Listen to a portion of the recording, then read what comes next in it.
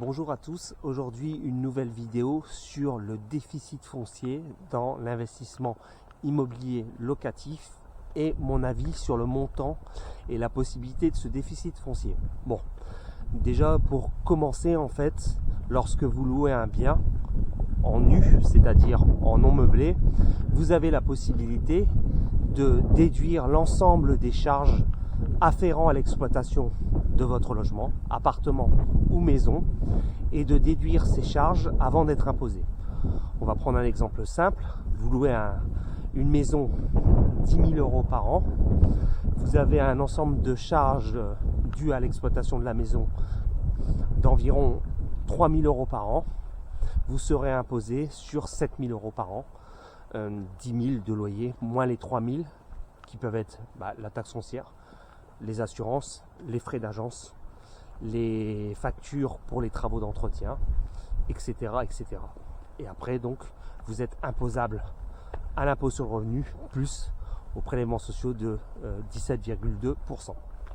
Donc déjà, il faut savoir que quand vous louez, vous pouvez déduire, c'est normal, ces charges, comme n'importe quelle, on va dire, entreprise qui aurait des charges de fonctionnement et qui devrait, avant d'avoir un résultat imposable, déduire ces frais de fonctionnement divers dus à son activité. Donc c'est à peu près le même principe.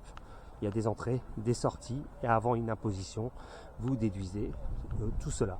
Si c'est dû uniquement à l'exploitation de l'immeuble. Tout ce qui est ailleurs, je dis n'importe quoi, frais de carburant pour aller faire les visites de vos locataires, pour vous déplacer, pour acheter le matériel dans les magasins spécialisés en bricolage, ça vous le déduisez pas, bien sûr.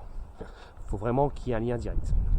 Le souci avec ceci, c'est qu'en fait, il y a un plafond qui est fixé à 10 700 euros.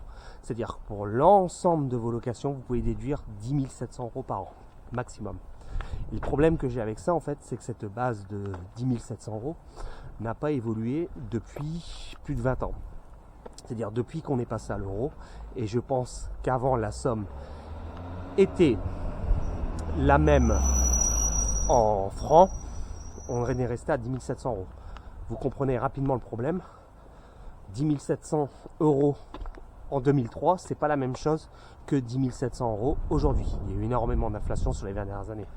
Donc encore une fois, l'administration fiscale vous fait un cadeau, mais en fait, elle ne revalorise jamais la somme.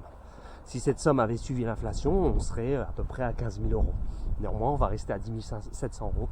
Et je peux pratiquement vous garantir, je suis prêt à mettre de l'argent sur la table, que dans les 10-15 prochaines années, on va rester à 10 700 euros.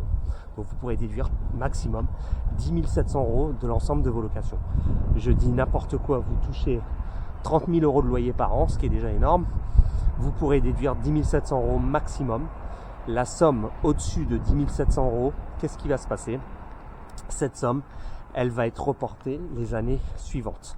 C'est-à-dire vous louez, vous dépensez 20 000 euros de travaux, vous avez des gros travaux à faire dans vos immeubles, vous déduisez 10 700 euros et vous redéduisez un petit peu moins que 10 700 euros. En l'occurrence, pour calculer, ça ferait 9 300 euros l'année N+1. Voilà, donc c'est reportable. Mais bon, vous comprenez que l'inconvénient, c'est encore une fois l'administration fiscale met des plafonds, les revalorise jamais dans le temps. Vous avez l'impression de faire une bonne affaire, mais vous restez toujours plafonné avec cette fameuse somme de 10 700 euros. Voilà, donc c'est encore un inconvénient de l'immobilier locatif. Les charges déductibles, même si le coût d'entretien, le coût de fonctionnement de l'immeuble explose, restent toujours les mêmes et seront toujours limités à 10 700 euros, que ce soit en 2003, en 2023, et je suis pratiquement sûr qu'en 2033, ce sera toujours 10 700 euros.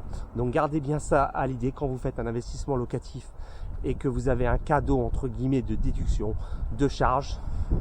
Ce plafond, ce cadeau, c'est même pas un cadeau, mais n'évolue pas dans le temps, ne suit pas l'inflation.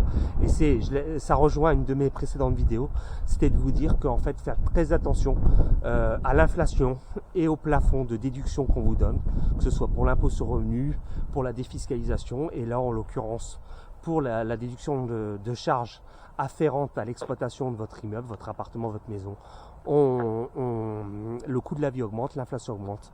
Par contre, le montant du plafond n'évolue pas. Allez, c'est tout pour aujourd'hui. On se retrouve bientôt pour une nouvelle vidéo.